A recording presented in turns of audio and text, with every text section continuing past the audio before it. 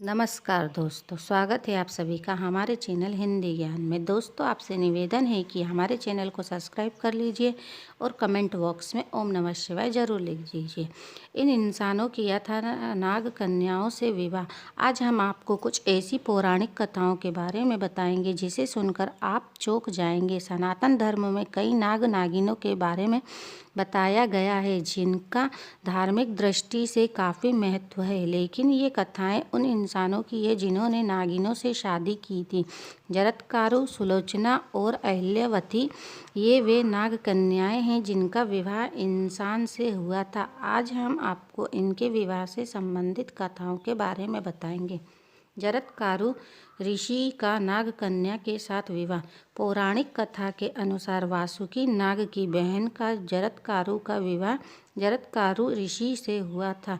यह जरत्कारु ऋषि ने तपस्या करके अपने शरीर को छीन कर लिया था, इसलिए उनका नाम जरत्कारु पड़ा। वहीं यह भी संयोग था कि नागराज वासुकी की बहन ने भी तपस्या से अपना शरीर छीन कर लिया था, इसलिए उनका नाम भी जरत्कारु कहलाया। जरत्कारु ऋषि विवाह नहीं करना चाहते थे, इसलिए वे ब्रह्मचर्य धारण करके तपस्या में लीन हो गए थे। उन दिनों राजा परीक्षित का राजत्व काल था। जरत्कारु ऋषि काफ़ी नियमों का पालन करते थे। वे अपने खानदान में इकलौते बच्चे थे। मुनिवर के पितर इस बात से चिंतित थे कि और वंश परंपरा के नाश के कारण नरक में गिरते जा रहे थे, क्योंकि उनका नाम लेने वाला और कोई नहीं था, जिससे वे पुण्य लोक से नीचे गिर रहे थे। पितरों के दुख को देखकर जरत्कारु ने विवाह करने का निश्चय किया, लेकिन अपनी शर्तों पर उन्होंने कहा कि मैं उस कन्या से विवाह करूंगा जिसका नाम जरत्कारु होगा, और विवाह के बाद उसके भरण पोषण का भी भार नहीं उठाऊंगा। तब नागराज की बहन जरत्कारु मुनिवर से विवाह करने पहुंची। विवाह के बाद एक दिन सायंकाल ऋषि अपनी पत्नी की गोद में सर रखकर सो रहे थे। ऋषि पत्नी धर्म संकट में फंस गई थी, लेकिन उन्होंने ऋषि को जगा दिया।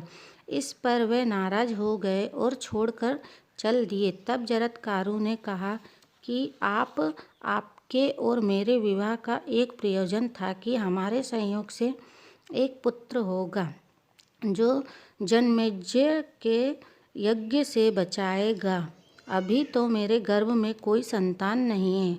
तब जरत्कारु ऋषि ने कहा कि तुम्हारे गर्भ में एक संतान है जो बहुत बड़ा तपस्वी होगा। यह जरत्कारु ऋषि के पुत्र आस्तिक मुनि कहलाए, जिन्होंने जनमेजय के सर्प यज्ञ को रोककर सांपों को बचाया था। मेघनाद का कन्या सुलोचना से विवाह। रावण का पुत्र मेघनाद पराक्रमी योद्धा था। उसे इंद्रजीत के नाम से भी जाना जाता है। एक बार जब मेघनाद सभी लोक पर अपना विजय पताका फैला रहा था, तब वह उस दौरान नागलोक भी पहुंचा था।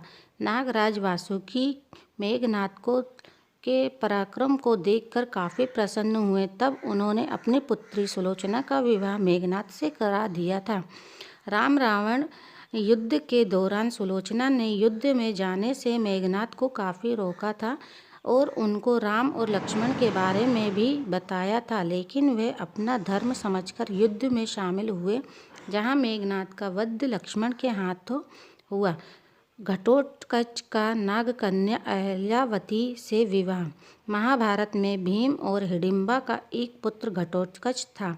घटोत्कच का विवाह नागकन्या अहिल्यावती से हुआ था, जिसका नाम बर्बरिक था। बर्बरिक एक महान योद्धा था। एक लोक कथा के अनुसार अहिल्यावती नागराज वासुकी पुत्री थी।